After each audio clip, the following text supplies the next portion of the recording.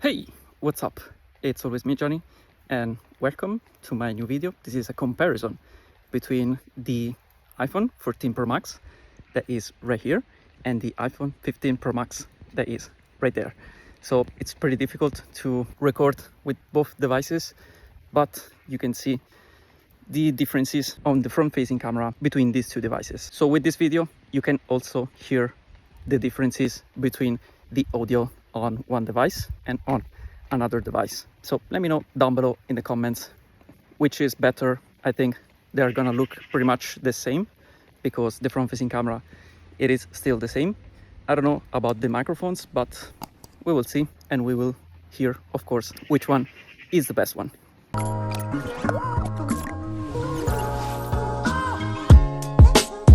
As you saw from the intro, we're gonna see a camera comparison between these two phones, so the iPhone 15 Pro Max and the iPhone 14 Pro Max. And without wasting any time, let's go straight to the video. You're gonna see a lot of example like photos and videos between these two phones. And in the meantime, I'm gonna explain to you the main differences that we have between these two. We have different camera hardware because in the newest iPhone 15 Pro Max, we have 7 lenses, at least this is what Apple says, because we have the macro lens, we have the ultra wide angle, we have the main lens, we have the 24mm, the 35, the 5x zoom. Of course, the main lenses are 3 and they are the ultra wide, the main lens and the 5x, but of course you have different options. And in this video, I will not include the 24mm and the 35mm option because I didn't think it wouldn't make any sense because it's a direct comparison against the 14 Pro Max. So those will be maybe for the camera review of the 15 Pro Max.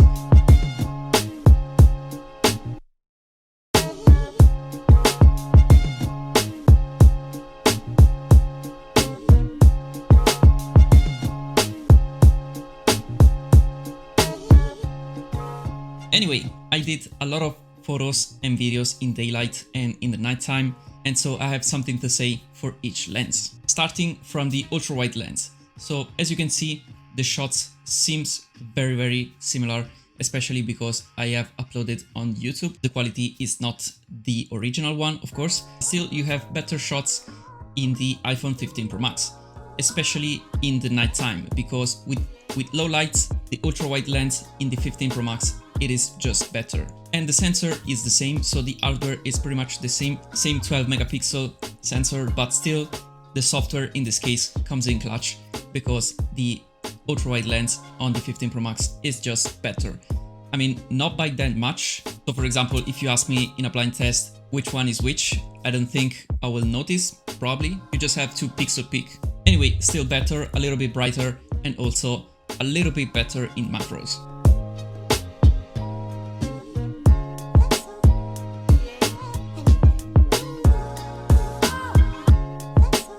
For the main lens, we have still some small changes. For example, the 24 megapixel option.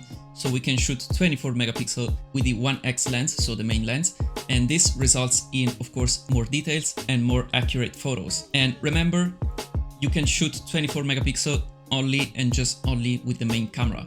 If you switch to the other cameras, it will be automatically shot in 12 megapixel. Also, I found that with the larger sensor that we had on the 15 Pro Max, we have slightly better dynamic range, and that's always a good thing in my opinion. And also the new coating on the lens to prevent those lens flare is just working. I mean, there isn't that much difference, but if you notice in some shots in daylight especially, you can see that the lens flare are just minor or just removed on the new 15 Pro Max. In the nighttime, it is more difficult, so I think that we have to wait for the next iPhone to see those lens flare removed.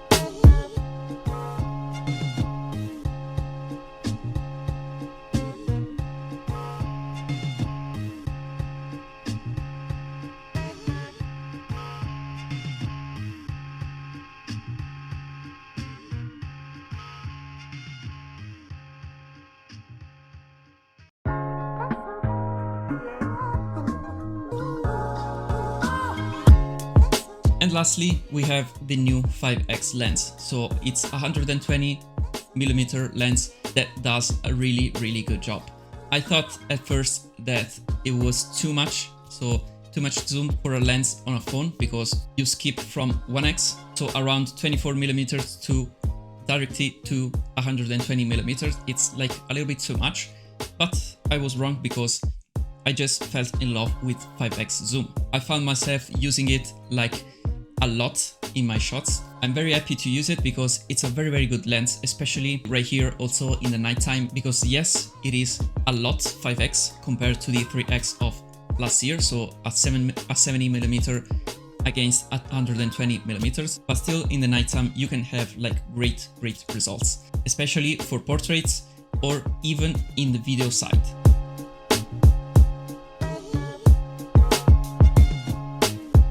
And talking about the video side, of course, here we have pretty much the same differences. In the video side, we don't have the option to switch to 24mm and 35mm, but we have only 3 main lenses in this case. But still, we have some changes here too. And because we were talking about the 5x, you can see a major difference in the 5x against the 3x. And of course, it's not the zoom capabilities, but it is the color of the image. Because when I switch to the 5x lens, you can see that we have a color shift. It probably is a temperature shift on the video. You can see that it is a warmer temperature, and probably it will be a software issue that could be fixed easily in the next updates, but it is something worth it to mention. As I said before, the bigger sensor and the software improvement improved the low light situation for sure, but also in addition to this, we have to say that we still have that slightly better dynamic range on the iPhone 15 Pro Max. And also let me know if it's just me, but in some shots the iPhone 15 Pro Max seems like much better stabilized compared to the iPhone 14 Pro Max, and that's a little bit weird. I mean, not talking about the 5x lens because it does have some sort of stabilization for itself, but also for the 1x and the ultra wide angle, it seems like on the stabilization side it's a little bit better on the 15 Pro Max. So let me know down below in the comments if it's just me that I am imagining things, or maybe if it's just like that.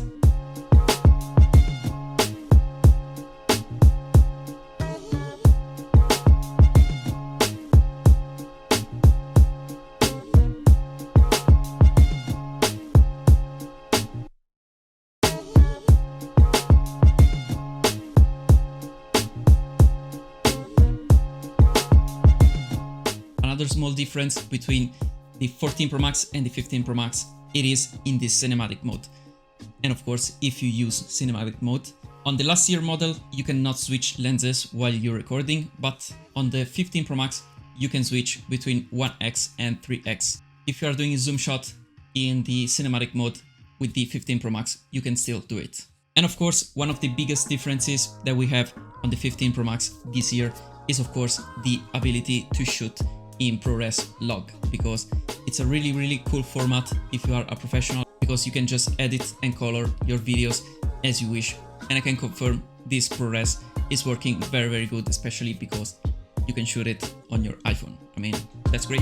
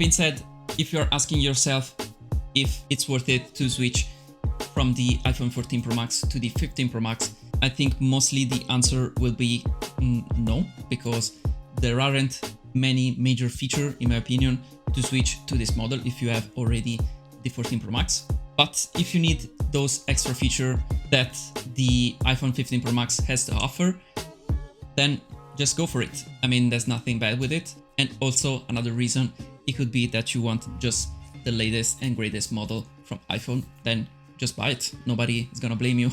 Anyway, we are at the end of this video, so drop a like down below if you did like this video, because it took a long time to record it and edit it. So drop a like down below, and also subscribe if you haven't already, because more videos like this will come to this channel. So just hit the subscribe button.